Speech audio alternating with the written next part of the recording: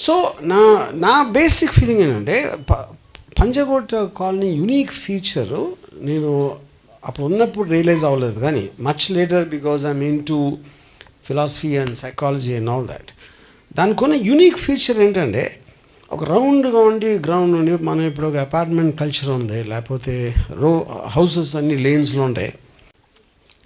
ప్రతి మనిషికి ప్రతి ఇంట్లోకి వేరే వాళ్ళ ఇల్లు ఏం జరుగుతున్నాయి అందరి ఇల్లు తెలుసు, ఎవరింట్లో ఏ గేట్లోంచి ఎవరు బయటకు వస్తున్నారు, ఆ ప్లే గ్రౌండ్లో ఏం చేస్తున్నారు, యూనో. అది ఆ యునీక్ ఫీచర్ అనేది నాకు తెలిసి ఇట్ ఈస్ నాకున్న ఎక్స్పీరియన్స్లో పంజాగుట్ట కాలనీ ఒక చోటే ఉంది.